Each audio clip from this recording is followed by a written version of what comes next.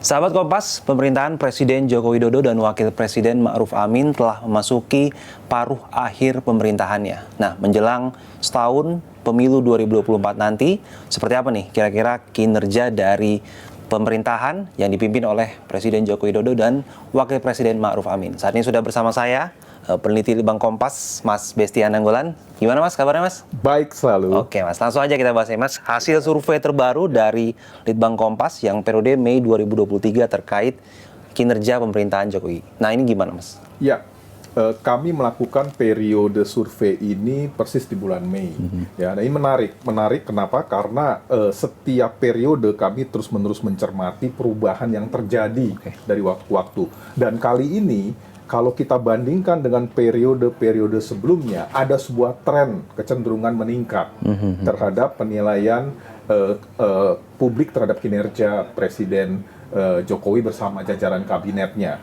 Nah, paling tidak kalau kita cek dari data terakhir ini menunjukkan hampir 70,9% atau katakanlah 71% yang menyatakan puas terhadap kinerja kepemimpinan Presiden Jokowi dalam jajaran kabinetnya dalam mengatasi berbagai macam persoalan tentunya. Sebaliknya, mereka yang menunjukkan rasa tidak puas itu berkurang. Kali ini mencapai 29,9%, kira-kira begitu. Nah, kalau kita bandingkan dari waktu ke waktu, ada kecenderungan peningkatan kepuasan, sementara di sisi lain terjadi penurunan ketidakpuasan.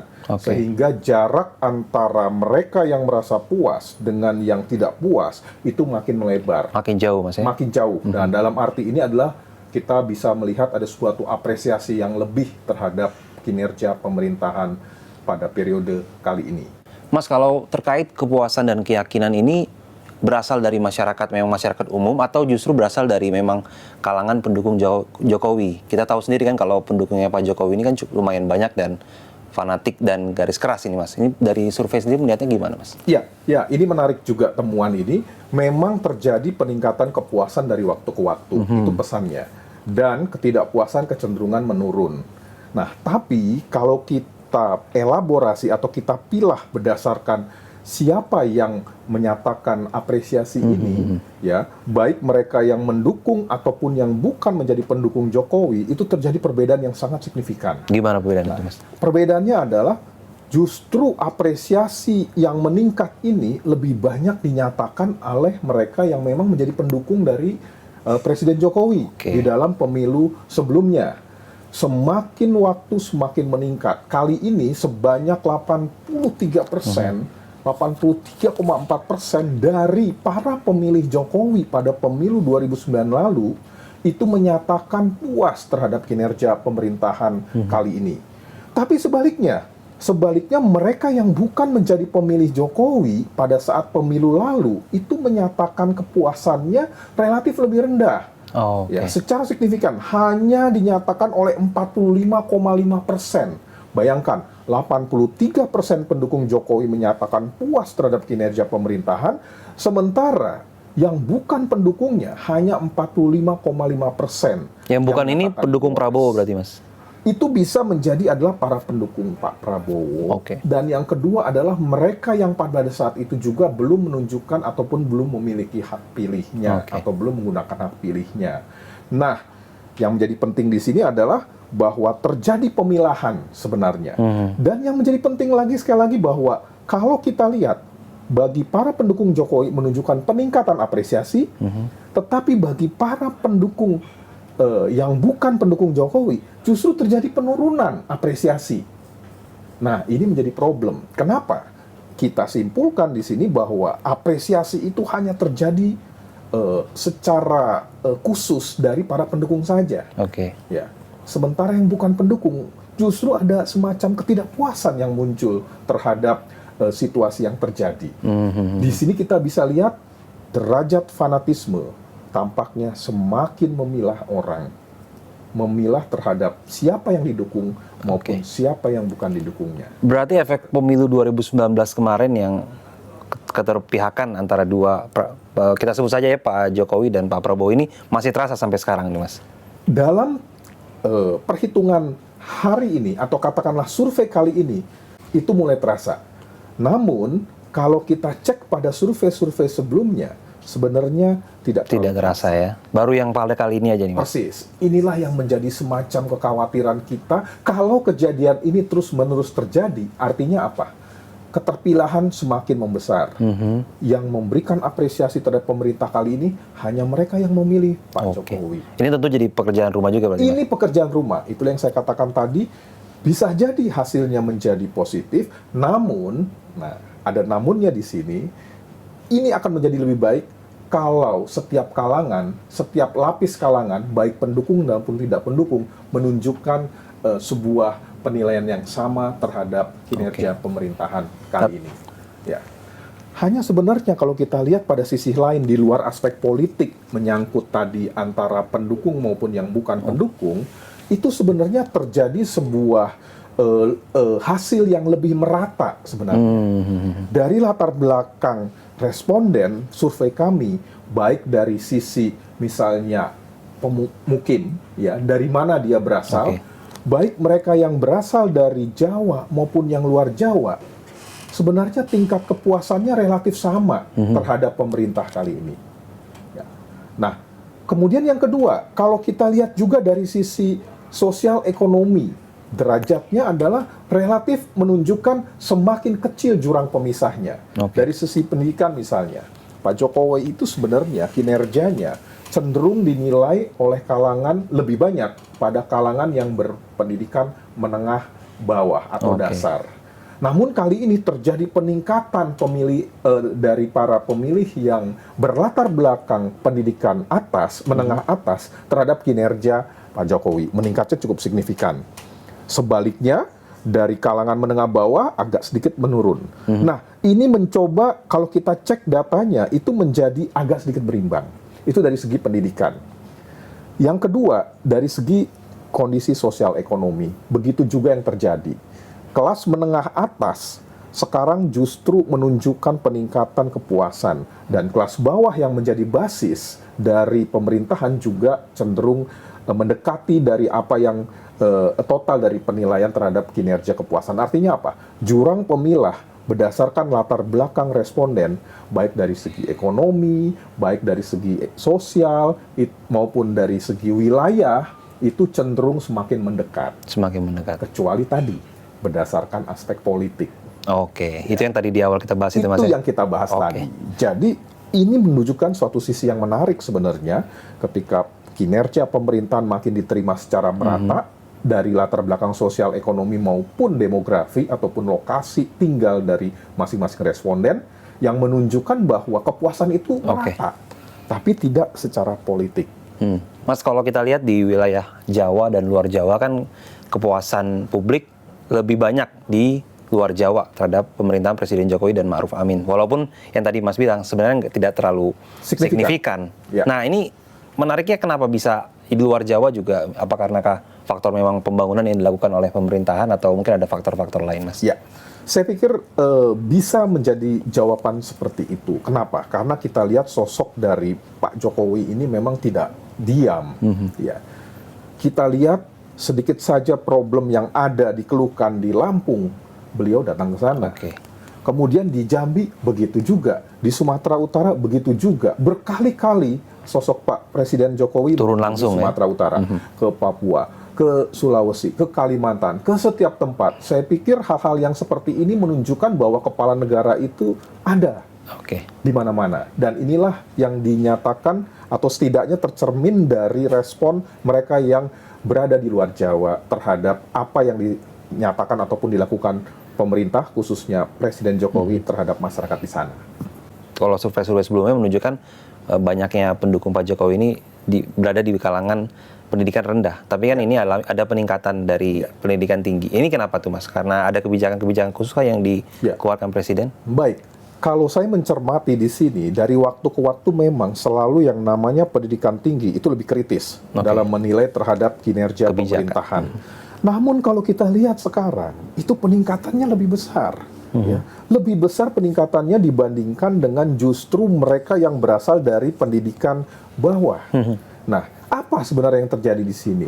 Kalau dalam kacamata analisis saya menunjukkan bahwa sebenarnya waktu saja yang membuktikan apa yang dilakukan oleh presiden bagi kalangan yang memang tergolong kritis ini pada saat ini dinilai sebagai sesuatu yang bersifat positif dan harus diakui bahwa itu adalah suatu apresiasi yang benar-benar dilakukan oleh pemerintah kepada masyarakat. Artinya butuh waktu dan proses ya Mas untuk menerima. Iya, bagi kalangan-kalangan yang memang berlatar belakang pendidikan menengah atas ini, kekritisan menjadi sebuah dasar ya, sehingga segala sesuatu tidak langsung diterima menjadi sebagai suatu apresiasi, namun perlu pembuktian.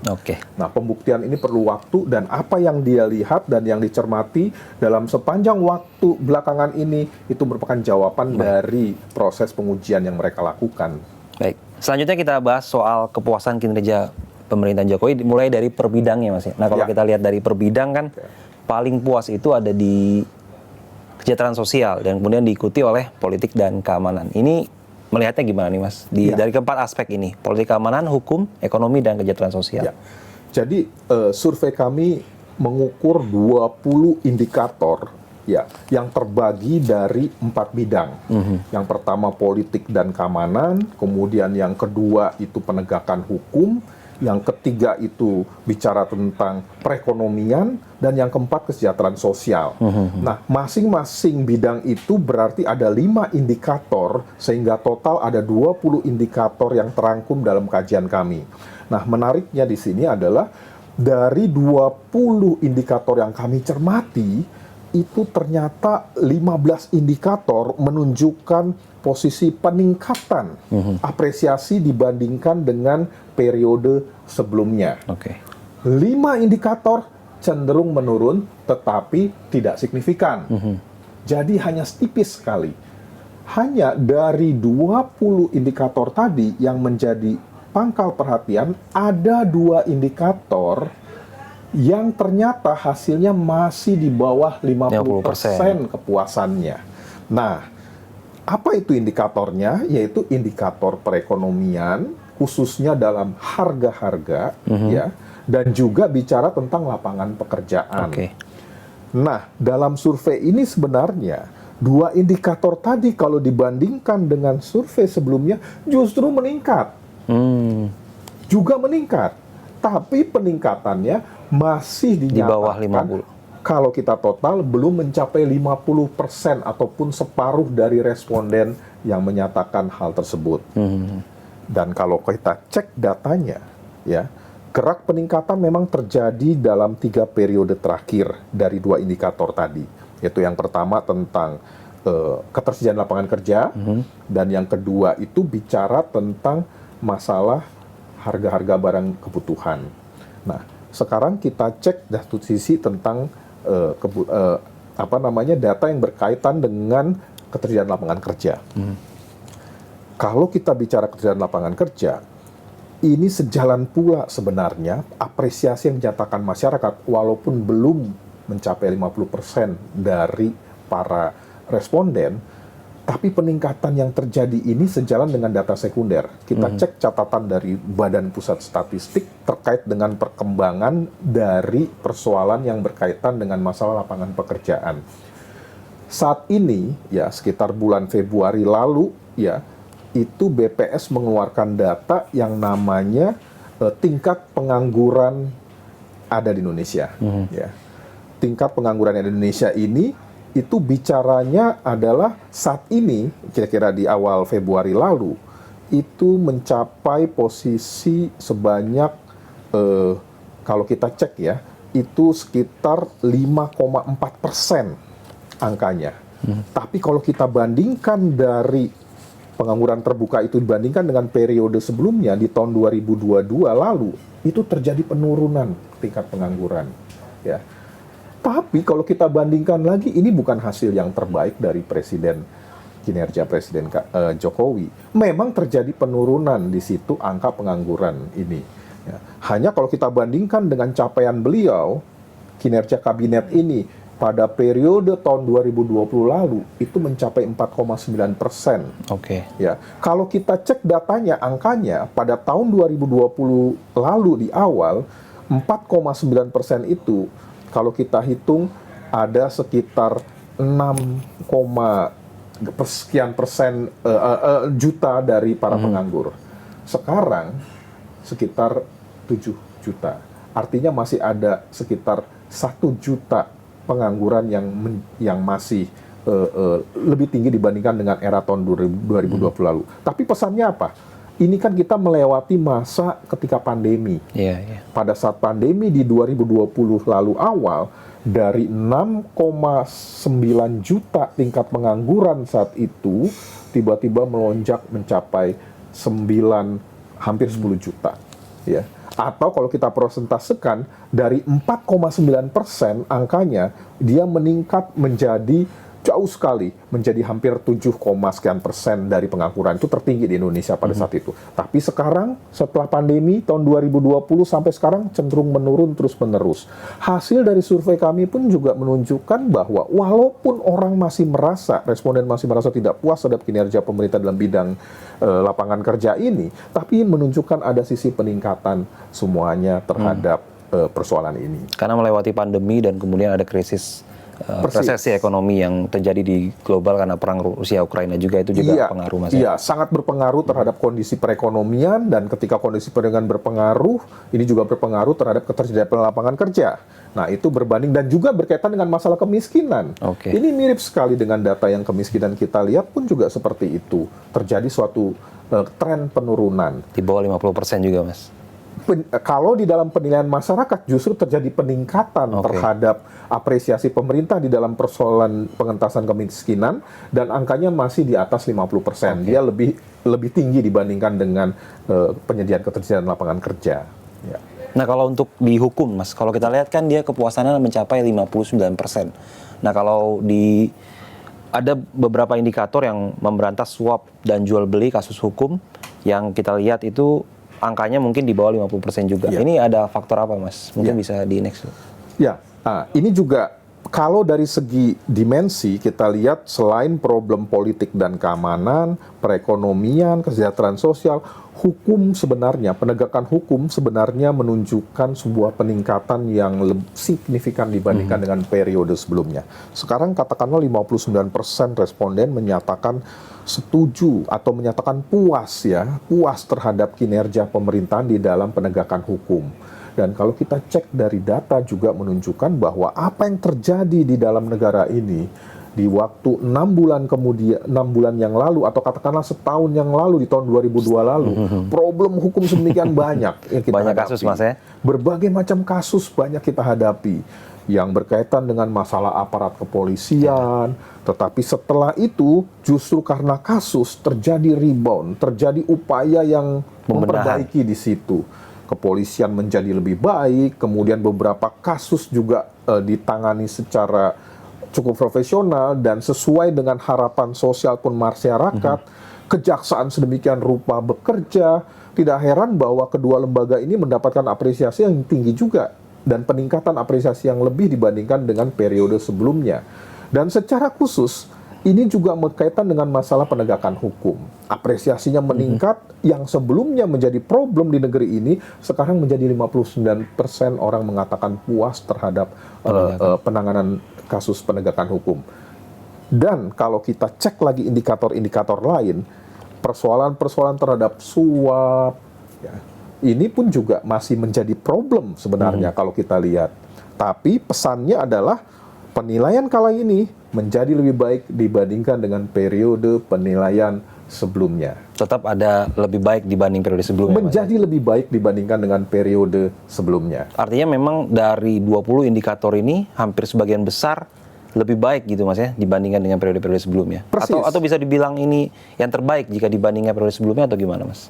Kalau kita bandingkan dengan survei sebelumnya yang terjadi ataupun yang kita lakukan sekitar bulan Januari atau Februari lalu, itu memang dari 20 indikator terjadi peningkatan pada hampir sebagian besar. Kali ini meningkatnya 15 dari 20 indikator menunjukkan peningkatan. Tapi yang menjadi menarik sebenarnya, kali ini hanya menyisakan 2 indikator yang hanya di bawah 50% derajat kepuasannya. Ini yang menjadi istimewa. Dan beberapa variabel atau beberapa indikator kita lihat meningkatnya cukup signifikan. Yang menurun ada, tetapi tidak signifikan. masih di bawah 2%. Nah, ini keistimewaan periode kali ini. Oke. Mas, dengan tingkat kepuasan dan keyakinan terhadap pemerintah yang meningkat, angkanya mencapai 70%, apakah ini juga berbanding positif dengan citra dari Presiden Jokowi dan juga Wakil Presiden Ma'ruf Amin? Ya, secara logis, secara teoritis menyatakan demikian. Dan hasil survei ini pun juga menegaskan hal tersebut. Ada relasi yang kuat antara kinerja terhadap citra. Oke. Semakin tinggi kinerja yang diapresiasi, semakin tinggi pula citra yang terbentuk pada sosok tersebut. Dan Presiden Jokowi maupun juga Wakil Presiden Ma'ruf Amin mendapatkan gain atau mendapatkan keuntungan dari hal ini. Bagaimana citra yang terbentuk semakin tinggi disebabkan juga oleh karena kriteria yang kita sebutkan tadi bahwa kinerjanya menjadi dinilai lebih tinggi. Nah, apa implikasinya? Implikasinya adalah posisi politik Presiden Jokowi semakin kuat. Jelang pemilu 2024. Apalagi menjelang pemilu 2024. Oke. Ya, jadi faktor Jokowi di sini menjadi faktor yang menjadi semakin kuat. Ya, faktor politik yang menjadi semakin kuat yang dapat digunakan di dalam mempengaruhi segenap aktivitas ataupun tindakan ataupun strategi politik lainnya. Apalagi kalau kita dengar bahwa ada upaya mengatakan antitesa terhadap kepemimpinan ataupun terhadap kinerja, ini problematik. Artinya tidak bisa, tidak bisa, Mas, ya? Agak sulit untuk melihat ketika semakin hari orang memberikan sebuah apresiasi, masyarakat memberikan apresiasi yang semakin tinggi. Ya. Dan hanya tersisa sebagian kecil kalangan saja, sekitar 30% saja. Jadi secara kalkulasi matematik, 70 berbanding 30, apakah 30 ini mampu menjadi suatu antitesa terhadap yang 70? Ini suatu hal yang sulit sekali terjadi, kecuali ada faktor-faktor lain yang mungkin ke depan terjadi yang bisa membalik kondisi itu. Tetapi kalau indikatornya kepuasan terhadap kinerja yang juga bertambah terus-menerus dari waktu ke waktu, agak sulit untuk membalik situasi yang terjadi.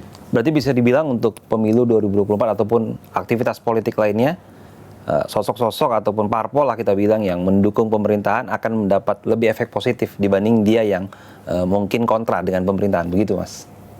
Faktanya menunjukkan seperti ini, bahwa ada hubungan juga antara kinerja dan juga terhadap koalisi. Kan seperti itu. Partai-partai pendukung tentu mendapatkan gain yang lebih besar dari peningkatan kinerja dari kepemimpinan Presiden Jokowi itu sendiri. Baik, terima kasih banyak Mas Besian, menarik sekali.